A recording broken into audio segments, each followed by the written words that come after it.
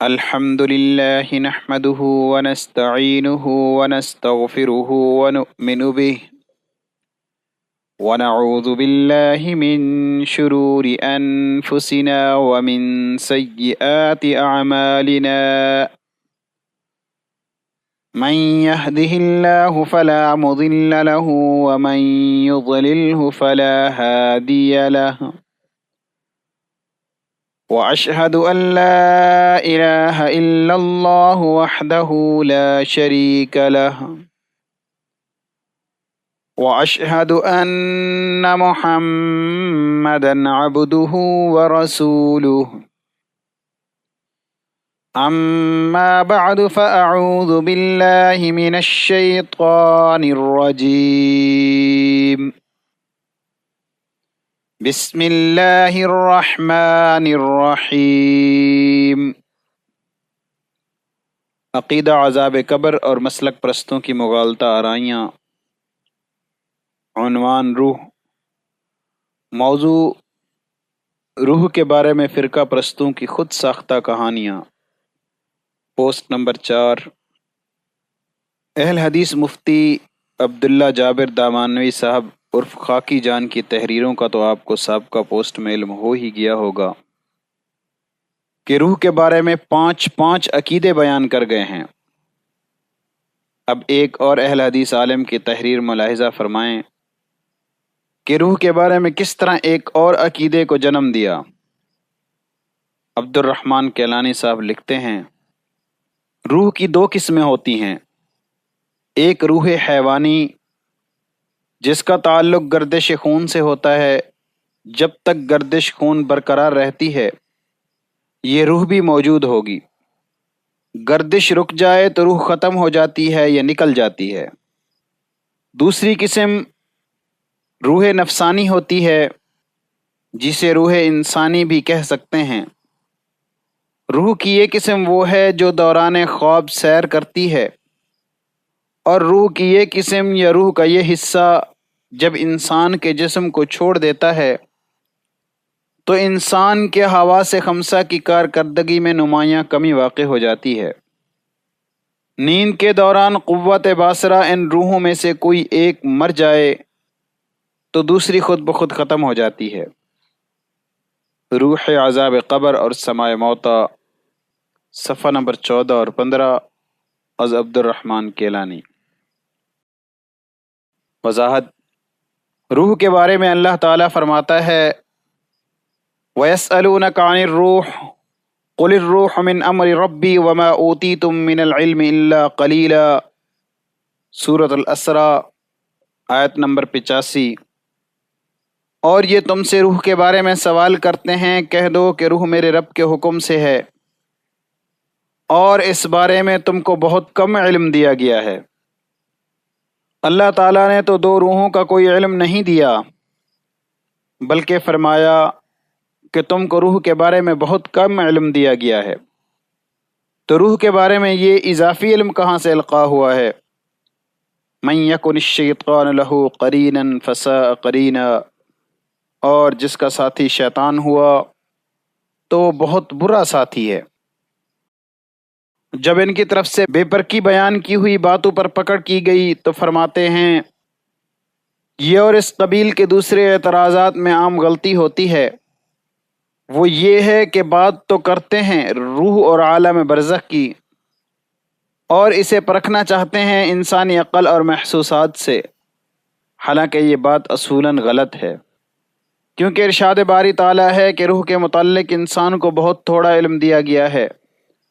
تو پھر اس تھوڑے سے علم کی بنیاد پر ایک نظریہ قائم کرنا، پھر اس نظریے میں عقیدے کا رنگ بھر دینا، پھر اس میں اتنا متشدد اور متعصب ہو جانا کہ جو شخص اس نظریے کے خلاف بات کرے اسے کافر و مشرک کے القاب دے ڈالنا، آخر یہ کہاں کی دانش مندی ہے؟ اذن صفحہ نمبر 99-100. غالباً اسی کو کہتے ہیں الٹا چور کوتوال کو ڈانٹے. اللہ تعالیٰ کے دیے ہوئے تھوڑے سے علم کے مقابلے میں 2 روحوں کا عقیدہ رکھنا اور روح کے قبر میں لوٹائے جانے کا عقیدہ رکھنا اہل حدیثوں کا طریقہ کار ہے. مومن تو صرف اس بات پر ایمان رکھتے ہیں جو اللہ اور اس کے رسول صلی اللہ علیہ وسلم کی طرف سے بیان کی گئی ہو۔ پہلے خود ایک عقیدہ گھڑا اور پھیلایا، اور جب کتاب اللہ سے اس کا ثبوت مانگا گیا تو کہتے ہیں کہ یہ روح اور عالم برزخ کی بات ہے، انسانی عقل پر اسے نہیں پرکھا جا سکتا، کیونکہ اللہ تعالیٰ نے اس بارے میں بہت کم علم دیا ہے۔ لیکن سوال یہ پیدا ہوتا ہے کہ اہل حدیثوں کی عقل میں یہ سب کیسے آ گیا؟ ان کا استاد کون ہے جس نے ان کو یہ سارا علم دے ڈالا جو ہدی للناس یعنی قرآن کریم میں نہیں ہے؟ پھر یہی دو روح کا باطل فلسفہ آگے بڑھتا ہے اور فرماتے ہیں خواب میں اس روح نفسانی کی شکل و صورت بالکل ویسی ہوتی ہے جیسے بستر پر پڑے ہوئے یا سوئے ہوئے اس کے قالب کی ہوتی ہے، اور خواب میں جب روحیں آپس میں ملتی ہیں تو اس شکل و صورت کی ہم آہنگی کے واسطے سے ایک دوسرے سے متعارف ہوتی ہیں۔ ضروری نہیں کہ انہی روحوں کی آپس میں ملاقات ہو جو اس دنیا میں زندہ کہلاتے ہیں، یہ ملاقات ان لوگوں سے بھی ہو سکتی ہے جو اس جہاں سے رحلت کر چکے یا مر چکے ہیں۔ خواب میں روح راحت و علم یعنی ثواب و عذاب سے دوچار ہوتی ہے۔ ان ہر دو اقسام کی روحوں کے بارے میں یہ بات بھی ملحوظ خاطر رکھنی چاہیے کہ ایک قسم کی روح کے خاتمے سے دوسری قسم کی روح از خود ختم ہو جاتی ہے۔ اس کی مثال یوں سمجھیے کہ ایک شخص سویا ہوا کوئی خواب دیکھ رہا ہے کہ کسی دوسرے شخص نے اسے سوتے میں قتل کر دیا، تو روح نفسانی خواہ کہیں بھی سیر کرتی ہوگی، اب یہ دوبارہ اس جسم میں داخل نہیں ہوگی، بلکہ اللہ تعالیٰ اسے وہیں قبض کر لے گا۔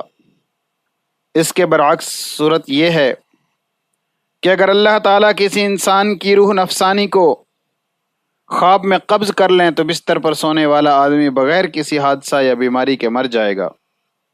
اذن صفحہ نمبر 33-34۔ ان کی تحریروں سے معلوم ہوتا ہے کہ یہ کتاب و سنت کی تعلیمات کے مطابق علماء دین کی نہیں بلکہ کسی معروف سفلی عملیات کے نام نہاد پروفیسر صاحبان کی تحریریں ہیں۔ ان کی ان باتوں کا کیا جواب دیا جائے؟ اگر ان کی بے تکی بیان کی ہوئی ایک ایک بات کا جواب دیا جائے تو پھر کتب کا ایک انبار لگ جائے گا۔